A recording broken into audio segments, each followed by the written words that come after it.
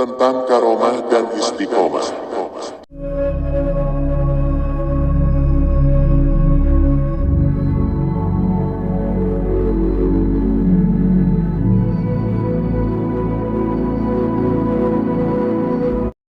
Sobat Muslim, sebelum kita membedah inti dari karomah dan istiqomah, sobat perlu memahami tentang suatu hal terlebih dulu. Sobatku, ketahuilah, di dunia ini, selain ada wali Allah, ada juga wali syaitan, loh. Bismillah walhamdulillah, wassalatu wassalamu ala asyrafil anbiya'i wal mursalin. Allahumma sholli ala sayyidina Muhammad, wa ala ali sayyidina Muhammad. Assalamualaikum warahmatullahi wabarakatuh. Sobat Kolbun yang dimuliakan Allah Subhanahu wa Ta'ala. Manusia Indonesia, khususnya di daerah Jawa,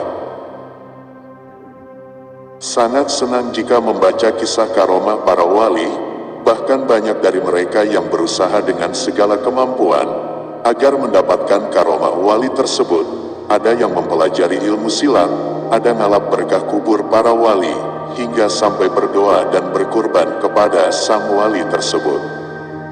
Nah, sobatku, hari ini saya akan membahas tentang karomah dan istiqomah tersebut, agar bisa membuka dan memperluas wawasan kita tentang kedua hal tersebut. Apa sebenarnya karomah itu? Benarkah karomah bisa dipelajari? Marilah kita bahas secara perlahan, agar nantinya kita sebagai orang awam bisa faham dan mengerti. Yang pertama, orang awam selalu beranggapan bahwa seorang wali itu harus punya karomah, serta memiliki kesaktian yang dapat dipergunakan sewaktu-waktu, sekehendak dia. Begitulah anggapan di masyarakat kita, bahwa seorang wali itu mesti memiliki karomah yang nyata, yang bahkan bisa dipertontonkan kepada khalayak ramai. Nah, kan gila itu jika hanya sebatas hal itu yang mereka anggap wali.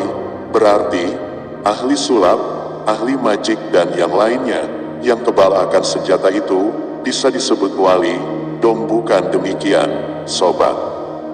Seorang wali boleh jadi beliau diberi karomah yang nyata, tapi boleh jadi juga tidak. Karomah yang paling besar di sisi wali itu adalah istiqomah dalam menjalankan ajaran agama.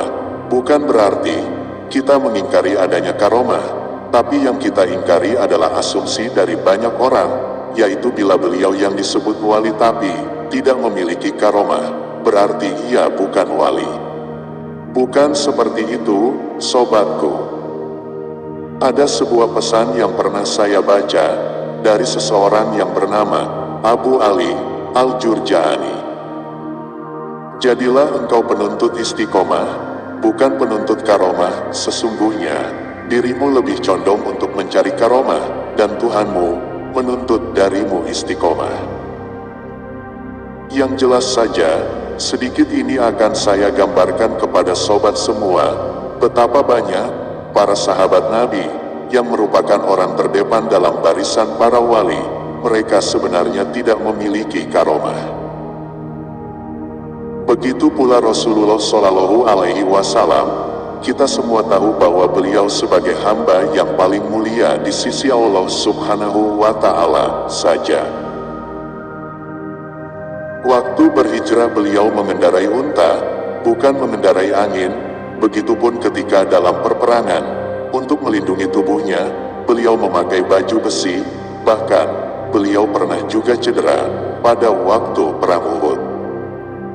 Nah, sobat muslim, sampai di sini bisa memahami, karomah itu bukanlah sebagai syarat mutlak bagi seorang wali. Karomah itu akan diberikan Allah Subhanahu wa Ta'ala kepada seseorang. Boleh jadi juga hal tersebut sebagai cobaan atau ujian baginya, atau untuk menambah keyakinannya kepada ajaran Allah Subhanahu wa Ta'ala. Bisa jadi merupakan pertolongan dari Allah terhadap orang tersebut ketika dalam kesulitan.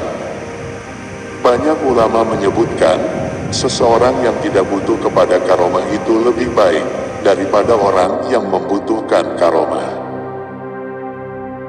Bahkan kebanyakan para ulama salaf akan sangat bersedih bila mereka mendapat karomah karena mereka takut bila hal tersebut adalah sebuah istidraj, tipuan. Para merasa ketakutan dan khawatir jika mereka menerima karomah di dunia, mereka takut bila di akhirat kelak tidak lagi menerima balasan amalan mereka. Kebanyakan ulama, jika mereka diberi karomah, mereka justru akan menyembunyikannya, bukan memamerkannya atau berbangga diri di hadapan orang lain. Sudah saya bahas di depan, bahwa selain ada wali Allah, ada juga wali syaitan. Wali syaitan inilah yang mengelabui manusia. Ia mendapatkan berbagai kemampuan aneh ataupun suatu keajaiban itu karena bekerja sama dengan syaitan. Nauzubillahi min dzalik. Karomah dan sihir itu sangat-sangat berbeda, sobat. Jika karomah itu merupakan anugerah dari Allah kepada seorang hamba tanpa disertai pengakuan atau pemiliknya sebagai seorang nabi, beliau diangkat sebagai nabi itu tidak memiliki pendahuluan tertentu atau melakukan ritual-ritual dan amalan tertentu semisal berupa doa, bacaan, ataupun zikir khusus. Hal itu murni karomah dan hidayah dari Allah Subhanahu wa Ta'ala. Itulah yang kita sebut manusia pilihan. Karomah itu tanpa dipelajari dan tidak bisa diulang-ulang dan dimainkan sesuka hatinya, dan tidak bisa diwariskan atau diturunkan kepada orang lain. Nah, semoga sobat dapat memahami apa yang saya sampaikan. Selanjutnya, mari kita coba mengupas pengertian tentang sihir. Seharusnya dari awal munculnya ilmu ini, kita sudah menyadarinya, karena ilmu ini, sihir, datangnya dari syaitan dan bisa dipelajari, bisa diturunkan, bisa diwariskan asalkan memenuhi persyaratan yang diminta oleh syaitan tersebut. Ingatlah sobatku, tentang ancaman syaitan, mereka akan selalu berusaha untuk membawa manusia ke dalam neraka jahanam. Maka, sebagai sesama muslim, saya hanya bisa mengingatkan saja, selebihnya, semua terserah pribadi masing-masing. Baik sobat, kembali ke pembahasan tentang karomah, ada satu pertanyaan. Apakah setiap yang di luar kebiasaan itu disebut karomah? Di sini bisa saya jelaskan, bahwa hal tersebut bisa dikelompokkan menjadi 3. Antara lain, mukjizat. Hal ini hanya terjadi pada para rasul dan nabi. Lalu, karomah. Ini bisa terjadi kepada para wali Allah. Yang terakhir, yaitu tipuan setan. Hal ini terjadi pada wali-wali setan, para penyihir serta dukun. Sobat muslim, ketahuilah, Allah telah berfirman, "Wa indahu mafatihul ghaibi, la ya'lamuha illa huwa, wa ya'lamu ma fil bari." Di sisinya, Allah segala kunci-kunci yang gaib, tiada yang dapat mengetahuinya, kecuali Dia Allah. Quran Surat Al-An'am ayat 59. Allah menunjukkan pula tentang batas kemampuan manusia dalam firman-Nya. Qul la ya'lamu man fis samawati wal ardil ghaiba illallahu wa ma yashuruna ayyana yub'atsun. Katakanlah, tidak ada seorang pun di langit dan di bumi yang mengetahui perkara yang gaib, kecuali Allah, dan mereka tidak mengetahui bila mereka akan dibangkitkan.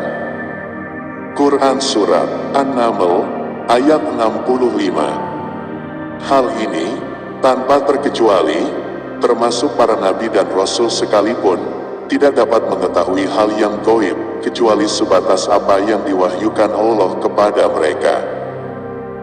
Pada masa saat ini, semakin hari cara ibadah dan berdoa mereka, semakin mengkhawatirkan.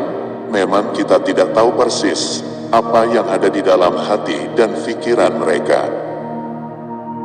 Namun, yang membuat saya agak khawatir adalah ketika saya menjumpai beberapa fenomena yang terjadi pada masyarakat kita. Mereka kadang melakukan suatu ritual dengan dalih berziarah dan berdoa di makam-makam para wali, sunan ataupun para kiai. Dalihnya, mereka adalah mendoakan para waliullah, guru, kiai ataupun ulama-ulama. Dalam sebutan bahasa yang mereka gunakan, yaitu mengirim doa untuk kebaikan mereka. Asumsi ini telah menjerumuskan banyak manusia ke jalan kesyirikan. Mereka lebih merasa takut kepada wali daripada takut kepada Allah. Banyak dari kita yang meminta dan berdoa kepada wali, ulama besar yang sudah meninggal. Semua itu, pada hakikat adalah mendekati kesyirikan semata. Kita semua mengetahui bahwa jika kita meminta sesuatu itu kepada makhluk, itu dinamakan syirik. Dan syirik adalah hal yang paling dibenci Allah Subhanahu wa Ta'ala. Karena di dalam pikiran mereka, para wali itu adalah orang suci yang mereka yakini akan dapat menyampaikan doa mereka pada Allah. Firman Allah, "Ala lillahi dinul khalishu wallazina atakhadhu min dunihi awliya'a manak buduhum ila liyuqarribuna ilallahi zulfa innallaha yahkumu bainahum fima hum fihi yakhtalifuna innallaha la yahdi man huwa kadzibun kafarun." Ingatlah, milik Allah lah agama yang suci dari syirik, dan orang-orang mengambil wali pelindung selain Allah berkata, "Kami tidak menyembah mereka melainkan supaya mereka mendekatkan kami kepada Allah dengan sedekat-dekatnya." Quran Surat As-Zumar ayat 3. Sesungguhnya menghormati para wali dan sunan itu boleh saja dan sangat dianjurkan, namun tidak dengan berdoa di kuburannya. Justru, hal ini adalah perbuatan yang dibenci oleh para wali itu sendiri, karena hal tersebut telah menyekutukannya dengan Allah Subhanahu wa Ta'ala. Jangankan meminta kepada wali, kepada nabi sekalipun tidak diperbolehkan. Sebab mereka itu semua hanyalah makhluk. Mereka tak mungkin bisa memberikan hidayah, apalagi karomah. Jika para nabi itu benar bisa mendatangkan karomah, tentulah para sahabat akan berbondong-bondong ke kuburan Nabi Muhammad Shallallahu Alaihi Wasallam saat mereka kekeringan atau kelaparan, atau saat diserang oleh wabah penyakit. Tapi kenyataan justru sebaliknya. Saat paceklik terjadi di Madinah, Umar bin Khattab mengajak kaum muslimin melakukan sholat istikharah, kemudian menyuruh Abbas bin Abdul Muthalib berdoa. Walaupun Umar itu memiliki kedekatan dengan Nabi, namun bukannya Umar meminta kepada Nabi Muhammad. Karena kehidupan beliau di alam barzakh tidak bisa disamakan dengan kehidupan di alam dunia. Para wali Allah adalah orang yang tidak punya rasa takut dan khawatir menghadapi kehidupan dunia. Mereka selalu optimis menjalani kehidupan, karena sudah tahu ada yang menanggung hidupnya. Istiqomah adalah sikap teguh dalam melakukan suatu kebaikan, membela dan mempertahankan keimanan dan keislaman, walaupun menghadapi berbagai macam tantangan dan godaan. Seseorang yang mempunyai sifat istiqomah bagaikan batu karang yang berada di tengah-tengah lautan yang tidak tergeser sedikit pun, meskipun dihantam oleh gelombang yang sangat besar.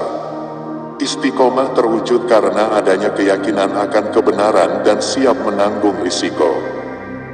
Sikap ini wajib dimiliki setiap muslim. Istiqomah dapat membantu kita untuk membentuk sikap dan perilaku yang sesuai dengan ajaran Islam. Allah berfirman, "Sesungguhnya orang-orang yang berkata Tuhan kami adalah Allah, kemudian mereka tetap istiqomah, tidak ada rasa khawatir pada mereka, dan mereka tidak pula bersedih hati." Ayat ini menjelaskan sikap orang-orang istiqomah, yaitu selalu menepati dan mengikuti garis-garis yang telah ditentukan oleh agama, menjalankan semua perintah Allah dan meninggalkan semua larangannya. Orang yang semacam ini tidak perlu khawatir terhadap diri mereka di hari kiamat, karena Allah Subhanahu wa Ta'ala menjamin keselamatan mereka. Istiqomah menjadi pegangan hidupnya dalam menjalankan ibadah. Tidak cukup hanya ibadah wajib yang jadi menu hariannya, ibadah sunnah pun tak pernah ditinggalkannya. Orang-orang yang melengkapi ibadah wajibnya dengan ibadah sunnah akan mendapat tempat termulai di Jannatul Firdaus, jannah yang paling tinggi. Surga yang tertinggi di sisi Allah Subhanahu wa Ta'ala. Barokallah. Demikianlah syiar yang bisa saya sampaikan hari ini. Semoga bisa bermanfaat bagi kita semua. Wabillahi taufik wal hidayah. Wassalamualaikum warahmatullahi wabarakatuh.